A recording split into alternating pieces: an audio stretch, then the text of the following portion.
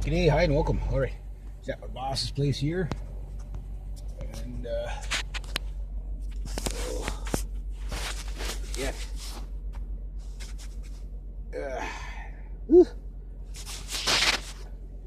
I guess you guys can see me there. So anyway, oh, it's messy in here.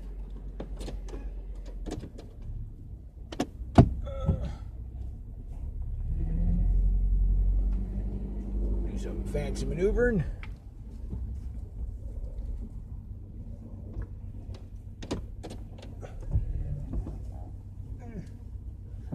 Thank God this thing has a short wheelbase.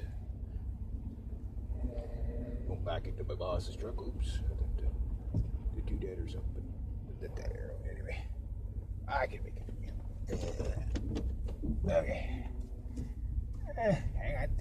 Wait for it. There. Oop. Nice sunny day. It's actually very, very nice out today. Yesterday was kind of cloudy and whatever, and I thought it was going to rain, and I got all of my work done yesterday. Obviously, I'm going to be here for quite a bit. But the other guys in here cutting wood. I'm working on some raised bed gardens, the ones I was working on last year. I must have done something bad in my previous life, because I don't think I've ever moved around so much goat poop in my life.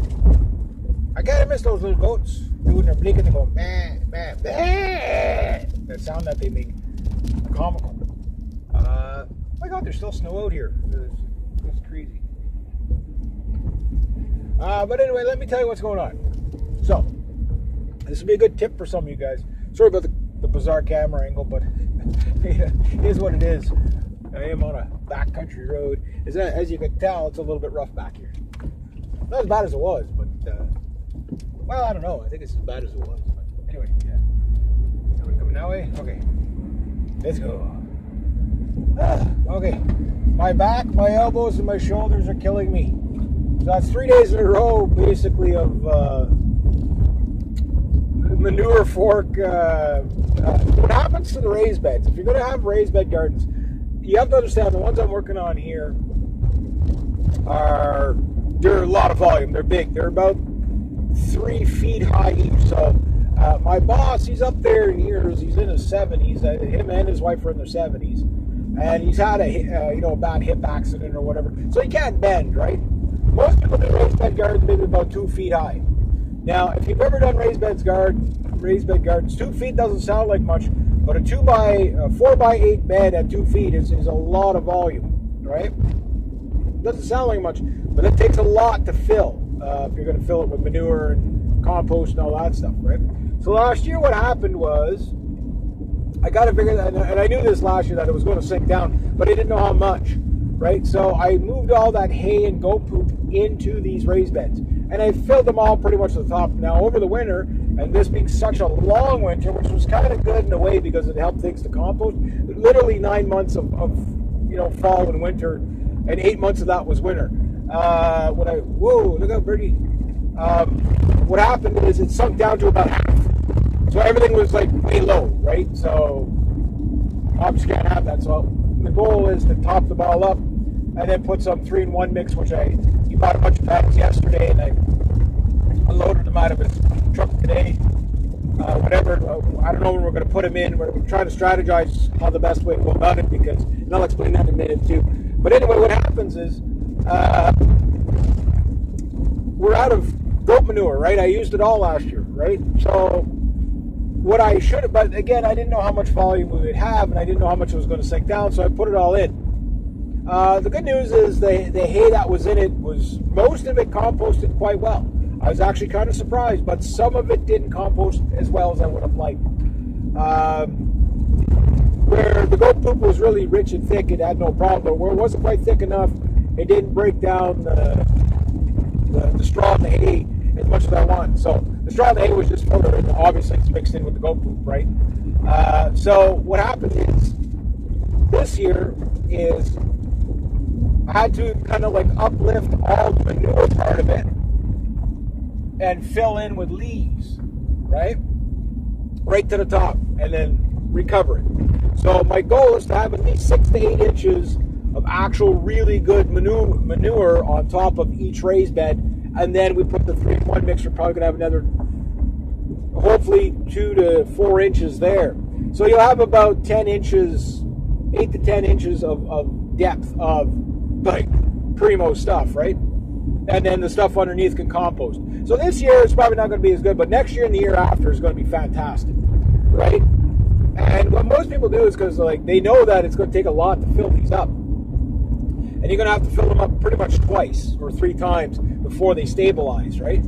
So because they sink down every year, you know, you don't have to fill them up as much the second time around, the third time around, but you'll always have to top up over time, and it'll sink down over time, you know. And as the composts away, the volume goes away, you get the nutrients, but then you lose the volume, right? So that's what I'm doing now, and I've been doing that now for 3 days, and I should be finishing all 9 raised beds tomorrow.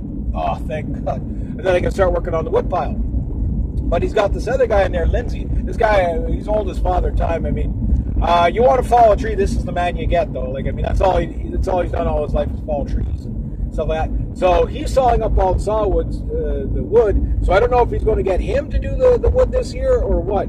But it sounds like I got quite a few days of work coming to me, which is good. I don't know if I'm going to have enough work for the entire season, but you never know how these things turn out. But the good news is that, you know, at least, you know, right when I need it the most, like this is kind of like it saved me this month. YouTube is just doing so horribly right now with all the censorship on the other channel and everything like that. But I can also work on this channel too. Now, I want to show you the raised beds and stuff there, but, you know,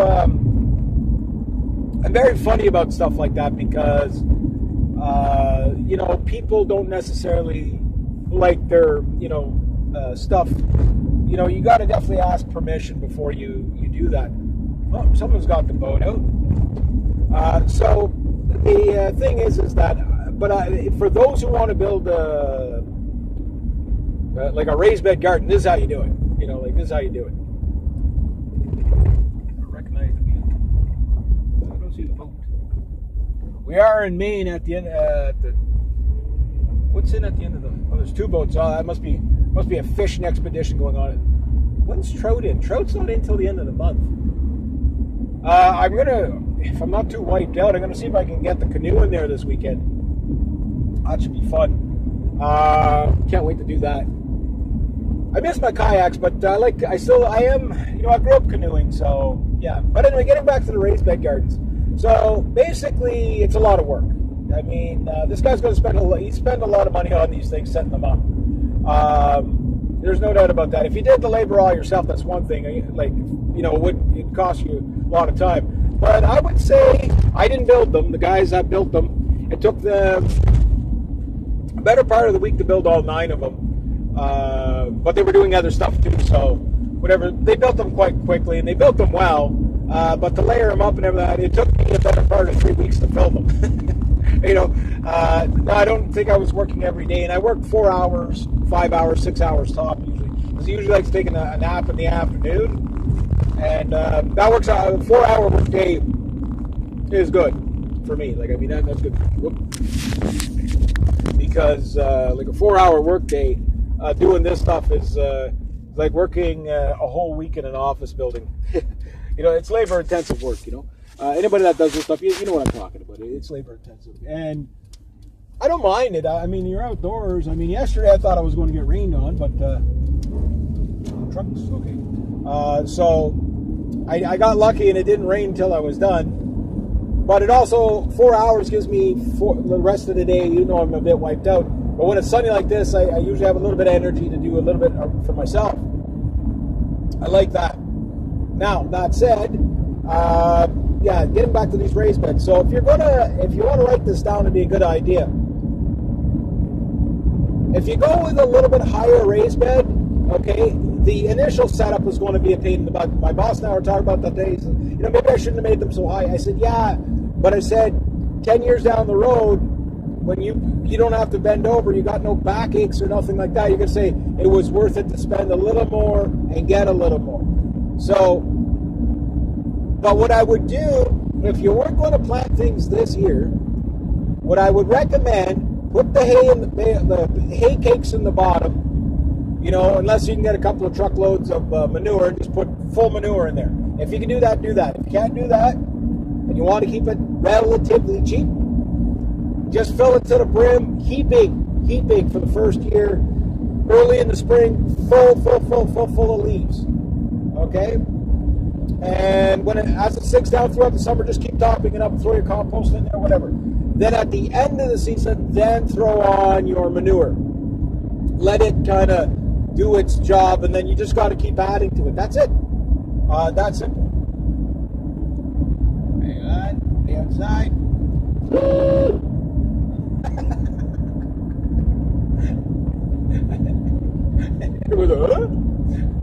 I love, like, I don't know if you guys can hear that in here, but if it's loud in here, you can. When I roll down the windows, I was like, oh yeah, this thing's really, really loud. I scare everybody with it. It never gets old for me. Like, who would be silly enough to sell me a vehicle with a horn like this? You know what I mean? Like, whatever happens to this poor vehicle over time, that horn's going to transition from one vehicle to the next. That will never get old. I will be 85 years old still using that stupid horn because it's just so wrong. I love it. It's, you know, it's just such a horrible sound. But it works. It works. Yeah, everybody knows you're there. I mean, there's like probably 25 amps of horn there. I don't know what it does, you know. But anyway, long story short, yeah, the raised bed gardens are coming along. They're not finished yet, but that's the formula I would use for anybody that's thinking about doing that. It's a lot to set up, and make them as high as you can. Again, if you're not, as long as you don't want to put them in the same year, you know, like he put these in last year. You know, like, I mean, it's not that they weren't ready to plant this year. It's just that they weren't as high as would have liked. So I have to top up. But it's not taking me much to top up. That's the good news. So anyway, I'm at the store. Got to get some stuff. Then I got to go to the hall, do some other stuff. Got a lot of stuff. There's always stuff to do. I'll do that. Anyway, yeah, there we go. So